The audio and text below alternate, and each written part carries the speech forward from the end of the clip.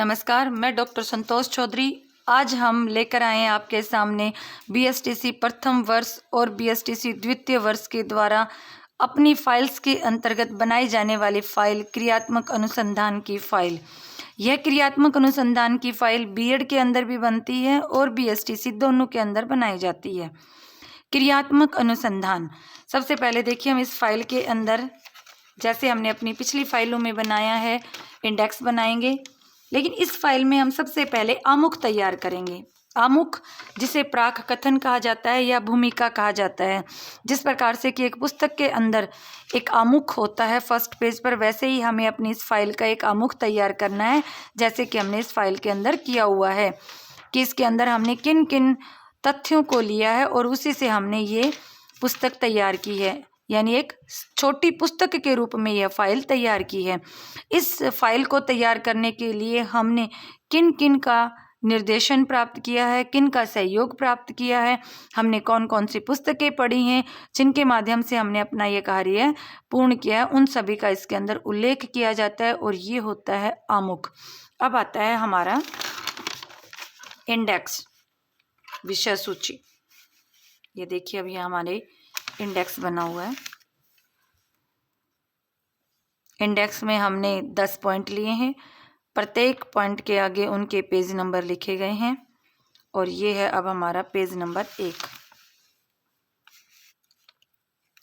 Page number 1 में पहले हमने परिचय दिया है किसका, क्रियात्मक अनुसंधान का, कि सबसे पहले क्रियात्मक अनुसंधान का प्रयोग कब किया गया और किसके द्वारा किया गया, अर्थात 1926 ईस्वी में बंकिंघम ने अपनी पुस्तक रिसर्च फॉर टीचर्स के अंतर्गत इस शब्द का प्रयोग किया है। फिर इस क्रियात्मक अनुसंधान शब्द का प्रयोग प्रयोगात्मक रूप से सैन्य क्षेत्र में 1945 ईस्वी में द्वितीय विश्व युद्ध के दौरान केलियर के द्वारा किया गया। फिर इसके बाद हमने यहाँ लिखा है कुर्ट लेविन ने 1946 ईस्वी में क्रियात्मक अनुसंधान का प्रयोग सामाजिक क्षेत्र में किया है। 1953 ईस्वी में अमेरिका ने क्रियात्मक अनुसंधान की धारणा को जन्म दिया और शिक्षा के क्षेत्र में इसे लागू किया। और फिर यह विख्यात अमेरिकी शिक्षा शास्त्री स्टीफन एम कोरे के द्वारा शिक्षा के अंदर इसका प्रयोग किया गया। ये पूरा हमने क्रियात्मक अनुसंधान का परिचय हमारे पेज नंबर 1 के अंदर दिया है। इसके बाद देखिए ये हमारा पेज नंबर 2, जिसके अंदर हमने ली हैं क्रियात्मक अनुसंधान की परिभाषाएं, जिसमें हमने सबसे पहले ली है एम.एस. कोरे की, दूसरी हमारी है गुड की, तीसरी हमारी है मुनरो की। इसके बाद आती है हमारा पेज नंबर 3। पेज नंबर 3 में हमने स्टीफन एम कोरे की पुस्तक का नाम लिखा है एक्शन रिसर्च, जो 1953 ईस्वी में आई थी और जिसके अंदर बताया गया था कि क्रियात्मक अनुसंधान में कि अनुसंधान 2 प्रकार का होता है, एक मौलिक अनुसंधान होता है और एक क्रियात्मक अनुसंधान होता है। मौलिक अनुसंधान और क्रियात्मक अनुसंधान दोनों में अंतर दिखाया गया है और ये अंतर आपके सामने इस प्रकार से यह लिखा गया है। दोनों में मौलिक और क्रियात्मक दोनों अनुसंधानों में प्रयोग के बाद अब हमारा आता है पेज नंबर 4 और पेज नंबर 4 पर भी उन्हीं दोनों का अंतर इसमें लिखा हुआ है। फिर इसके बाद हमारा पेज नंबर 4, जिसके अंदर नीचे क्रियात्मक अनुसंधान संबंधी समस्याएं, देखिए यहाँ तक के हमारे पेज 4 तक के हमारे प्रश्न बनते हैं कि सबसे पहले क्रियात्मक अनुसंधान का प्रयोग कब किया गया, 1926 में। इसका आंसर बनता है 1926 में। सबसे पहले क्रियात्मक अनुसंधान शब्द का प्रयोग किसने और कब किया, 1926 में बंकिंघम के द्वारा अपनी पुस्तक में किया गया। सबसे पहले शिक्षा के क्षेत्र में क्रियात्मक अनुसंधान का प्रयोग किसने किया, एम.एस. कोरे के द्वारा किया गया। कब किया गया, 1953 में किया गया। हमारा यहाँ दूसरा प्रश्न बनता है। हमारा तीसरा प्रश्न यहाँ बनता है कि मौलिक अनुसंधान क्या होता है। वैज्ञानिकों के द्वारा मूल से किसी चीज की खोज की जाती है जो विज्ञान के क्षेत्र में होता है, वो मौलिक अनुसंधान होता है। यहाँ हमारा एक और प्रश्न बनता है क्रियात्मक अनुसंधान क्या होता है। क्रियात्मक अनुसंधान किसी भी क्रिया के दौरान उत्पन्न होने वाली समस्या का त्वरित हल निकालना क्रियात्मक अनुसंधान के अंतर्गत आता है। ये हमारा बन गया आंसर। इसके बाद आता है क्रियात्मक अनुसंधान और मौलिक अनुसंधान में क्या अंतर होता है। ये अंतर हमें सारे याद करने होंगे, तो उससे हमें सारे अंतर याद हो जाएंगे। फिर इसके बाद आता है क्रियात्मक अनुसंधान की समस्याएं। शिक्षण क्षेत्र में यानी शैक्षिक जो वातावरण है, शैक्षिक वातावरण में उत्पन्न होने वाली समस्याओं के समाधान हेतु जो अनुसंधान किया जाता है वो क्रियात्मक अनुसंधान कहलाता है। और इसके दौरान हमारे सामने कौन कौन सी समस्याएं आती हैं, यानी क्रियात्मक अनुसंधान से संबंधित शैक्षिक वातावरण में हमारे सामने समस्याएं भौगोलिक जो आधारभूत समस्याएं हैं उनसे संबंधित आ सकती है, कक्षा के विद्यार्थियों से संबंधित आ सकती है, शिक्षकों संबंधी आ सकती है। तो उनमें से हमारे सामने ऐसी कौन सी समस्या आई कि जिसके ऊपर हमारे द्वारा यह कार्य किया गया, तो वो चीज़ें भी हमें इसके अंदर लिखनी होती हैं। चलिए पहले तो हम देखते हैं इसमें क्या है क्रियात्मक अनुसंधान की समस्याएं। पहला, बाल व्यवहार संबंधी कि बच्चा चोरी करता है, ज़रूरत से ज़्यादा शरारत करता है, शोर मचाता है, टीचर पढ़ा रहा होता है उसे पढ़ाने नहीं देता है, कोई कार्य कर रहा होता है तो उसे कार्य नहीं करने देता, बीच बीच में झगड़ा करने लग जाते हैं आदि। यह सारी बाल संबंधी समस्याएं होती हैं। शिक्षण संबंधी समस्याएं, बच्चा पढ़ने में रुचि नहीं ले रहा है, गृह कार्य नहीं कर रहा है, शुद्ध उच्चारण नहीं कर रहा है, शिक्षक के बारे में अब शब्दों का प्रयोग कर रहा है या शिक्षक की बातों की अवहेलना कर रहा है। यह सारी चीजें इसके अंतर्गत आती हैं। अब आता है हमारा पेज नंबर 5, परीक्षा संबंधी समस्याएं। परीक्षा प्रणाली में विश्वसनीयता, प्रामाणिकता, वस्तुनिष्ठता आदि का न होना या परीक्षा और शिक्षण का आपस में कोई संबंध नहीं है, इस प्रकार की समस्याएं भी परीक्षा संबंधी समस्याओं में आ सकती हैं। फिर आता है विद्यालयी संगठन एवं प्रशासन संबंधी समस्याएं। कक्ष में किसी चीज़ का अभाव है, स्थान में किसी चीज़ का अभाव है, फर्नीचर का अभाव है या वाचनालय नहीं है, शौचालय नहीं है, पेयजल की व्यवस्था नहीं है आदि, इस प्रकार का जो अभाव है वह इस पॉइंट के अंतर्गत आता है। फिर आता है हमारी पाठ्यंत्र क्रियाओं संबंधी समस्याएं कि पाठ्यंत्र जो क्रियाएं हैं उनमें पर्याप्त साधन नहीं है, कोई सहायक सामग्री नहीं है या किसी भी चीज़ की कमी है या लैब नहीं है, इस प्रकार की जो चीज़ें होती हैं वह इनके अंतर्गत आती हैं। और देखिए ये फाइल कितनी अच्छी, कितनी क्रिएटिव रूप से बनाई गई है, सिंपल सी चीज़ें हैं और इतनी आकर्षक लिखी हैं। आगे आता है हमारा पेज नंबर 6। पेज नंबर 6 के अंदर दिए गए हैं क्रियात्मक अनुसंधान के सोपान, जो 7 सोपान होते हैं कि हमारे सामने देखिए जिस प्रकार हमारे घर में भी काफ़ी समस्याएं होती हैं लेकिन उनमें से किसी एक समस्या को चुनकर ही हम उसका हल ढूंढते हैं, उसी प्रकार से हमारे शैक्षणिक वातावरण यानी हमारे विद्यालय के अंदर बहुत सारी समस्याएं होती है जो समय समय पर हमारे सामने आती रहती हैं, लेकिन हम सभी समस्याओं को तो एक दिन में हल नहीं कर सकते हैं, तो वहाँ हम किसी एक समस्या का चुनाव करते हैं। तो वो हमारा पहला पॉइंट है, समस्या का चयन। दूसरा, कार्यों के लिए प्रस्तावों पर विचार विमर्श करना। तीसरा, योजना का चयन या उपकल्पनाओं का निर्माण। पांचवा, तथ्य संग्रहण के लिए विधि का निर्माण। पांचवा, तथ्यों का संकलन। छठा, तथ्यों पर आधारित निष्कर्ष। सातवां, दूसरों को परिणामों की सूचना देना। इस प्रकार से क्रियात्मक अनुसंधान के ये 7 सोपान हैं। अच्छा, क्रियात्मक अनुसंधान क्यों किया जाता है, इसके उद्देश्य या इसका प्रयोजन क्या है, वो हमने हमारे इस पॉइंट के अंतर्गत लिखा है कि किसी भी समस्या को हल करके अध्ययन को सुचारू रूप से करने हेतु और विद्यार्थियों को बहुत ही प्रभावी अधिगम कराने हेतु हम शिक्षण क्षेत्र में क्रियात्मक अनुसंधान करते हैं। वो सारी बातें मैंने इसके अंदर लिखी हैं। ये हमारा पेज नंबर 6 और अब आता है हमारा पेज नंबर 7। जो हमारा बचा हुआ जो पीछे वाला मैटर था जिसमें था क्रियात्मक अनुसंधान के उद्देश्य, उन्हीं को मैंने यहाँ पेज नंबर 7 पर ऊपर लिखा है। इसके बाद हमारा पॉइंट बनता है स्कूली शिक्षा के क्षेत्र में शोध का उद्देश्य। यानी स्कूली शिक्षा है, ये विद्यालय का जो वातावरण है उसके अंदर हमें शोध की जरूरत कहाँ पड़ जाती है, हमें वहाँ क्यों अनुसंधान करना पड़ता है, वहाँ इस चीज़ का कारण लिखा है क्योंकि कक्षाओं में विद्यालयों के अंदर भी कई कार्य या कई क्रियाएं ऐसी होती हैं जिसके अंदर हमें शोध करने पड़ते हैं और उन्हीं शोध के माध्यम से हम अपनी समस्याओं का हल कर सकते हैं। ये सारी बातें यहाँ पर लिखी गई हैं। अब आता है हमारा पेज नंबर 7।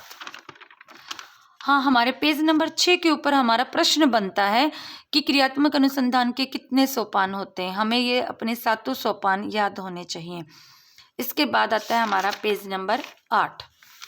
पेज नंबर 8 के ऊपर हमने क्रियात्मक शोध की प्रक्रिया लिखी है कि हम किस प्रकार से अपने शोध को हल करते हैं, यानी हम इसके लिए क्या क्या कार्य करते हैं। हम समस्या का पहले चुनाव करते हैं, फिर उस समस्या के समाधान के लिए हम ऐसी परिस्थितियां तैयार करते हैं, फिर हम उसके लिए अपने बड़ों का सहयोग लेते हैं।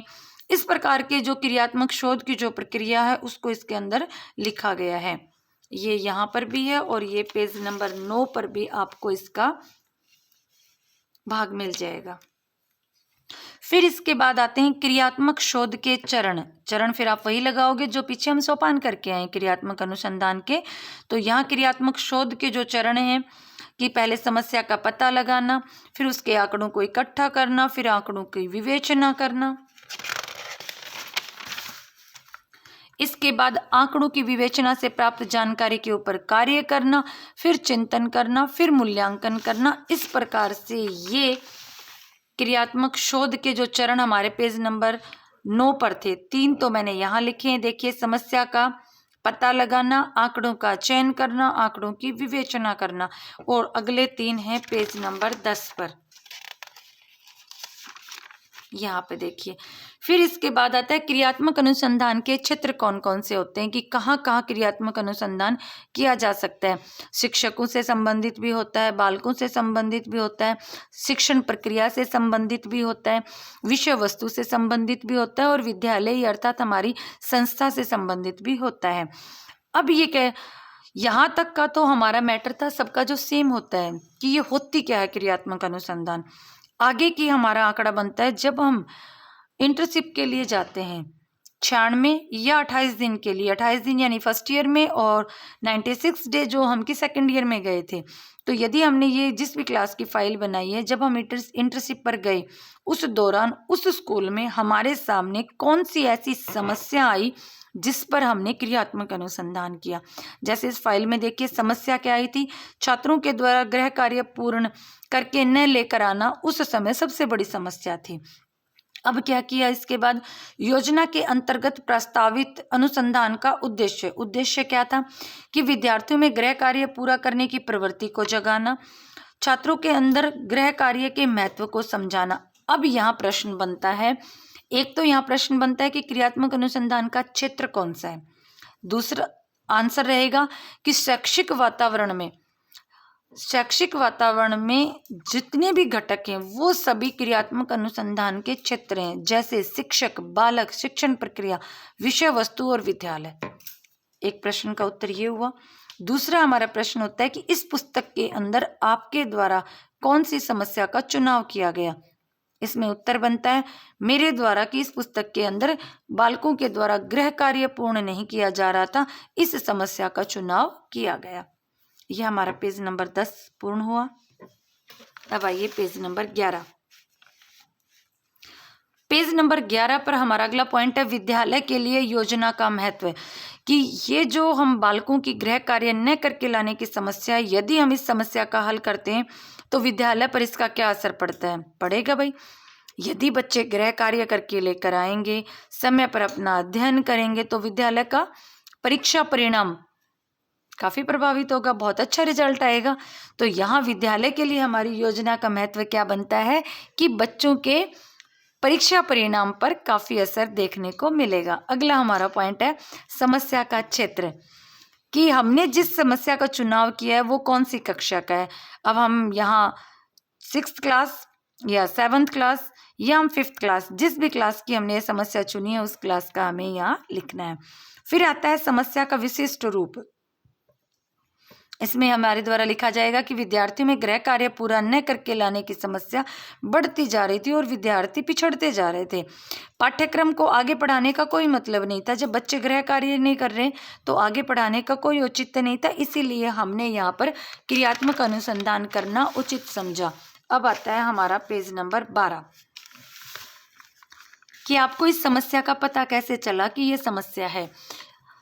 हमने हेडिंग डाली समस्या के प्रमाण और सामने डाला आधार। हमने बच्चों से पूछा कि आपने गृह कार्य क्यों नहीं किया। बच्चे कहते कॉपी घर पे रह गई, बहाने बनाने शुरू। गृह कार्य कॉपी जांचने पर जब देखा जाए तो उसमें देखा हमने कि वो गृह कार्य कंप्लीट नहीं है। पूछा क्या हुआ, तो विषय में अरुचि, यानी कक्षा में उनका ध्यान न होने के कारण भी वो गृह कार्य नहीं कर रहे थे। फिर यदि पूछे कि क्या बात है, होमवर्क क्यों नहीं किया, मेरे पास पुस्तक नहीं थी। कॉपी मांगने को पूछे कि कोई बात नहीं, आप नहीं आए थे तो किसी और से कॉपी मांग लेते, तो भी बहाने बनाते कि हमारे पास कॉपी नहीं है। और यदि बैग जांचा जाता तो उनके बैग में कॉपियां मिलती, यानी बहुत सारे बहाने उनके पास थे। इस प्रकार की चीजें हमने कक्षा में जांचने से मिली। फिर इसके बाद आता है समस्या के कारणों का विश्लेषण। फिर हमने जो ऊपर ये समस्या के कारण और प्रमाण आधार निकाले, हमने इसका बैठकर इनके ऊपर विश्लेषण किया। जो विश्लेषण किया वो हमने इसके अंदर लिखा हुआ है। फिर हमारा अगला आता है क्रियात्मक उपकल्पनाओं का निर्माण, कि ये जो समस्या आई है इस समस्या को हल करने के लिए हमें क्या क्या करना चाहिए। और यहाँ पर हमारे द्वारा एक ये और दो अगले पेज पे लिखिए उपकल्पनाएं की गई।